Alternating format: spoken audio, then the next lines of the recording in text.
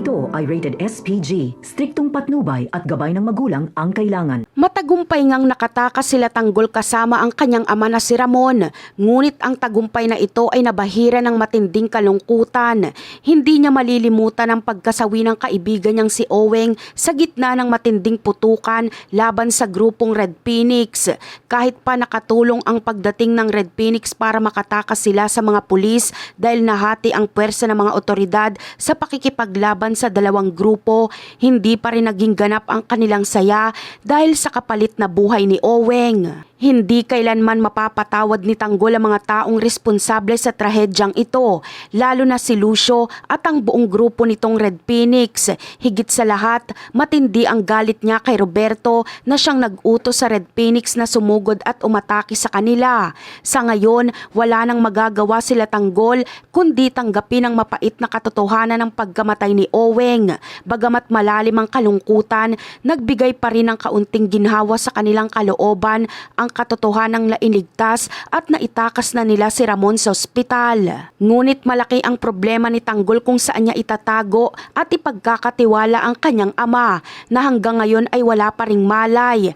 Matapos mag-isip, nagdesisyon siyang dalhin si Ramon sa simbahan. Dito, ipagkakatiwala muna niya ang buhay ng kanyang papa kay Padre Ruben dahil alam niyang ligtas at mapagkakatiwalaan ng pari. Ito ang tanging paraan niya upang masigurong ligtas ang kanyang ama habang pagplaplanuhan nila ang paghiganti sa kanilang mga kalaban. Samantala, lumalala ang tensyon sa pagitan nila Victorino at Rigor. Galit na galit si Rigor kay Victorino at sinisisi niya ito dahil hindi siya ang inatasan na magbantay kay Ramon sa kwarto nito. Naniniwala si Rigor na kung siya ang nandoon, hindi sana magtatagumpay sila Tanggol sa pagtakas kay Ramon. Ang pagkakamaling ito ni Victorino ang naging mitya ng kanilang matinding pagtatalo ni Rigor. Ang matinding hidwaan at alitan na ito sa pagitan ng dalawang pulis ay magiging malaking dahilan para mag-isip si Victorino ng malalim tungkol sa kanyang mga pinipili. Unti-unti, nakikita niyang hindi maganda ang takbo ng kanilang samahan dahil sa pagiging sunod-sunuran ni Rigor kay Roberto.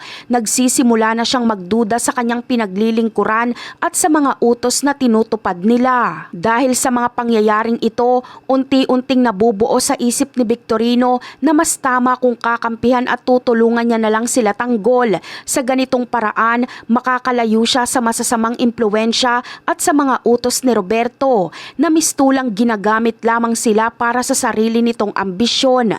Ang hidwaan nila ni Rigor ang magiging daan sa posibleng pagbabago ng panig ni Victorino at maging hudyat ng sikretong pagtulong niya kay Tanggol.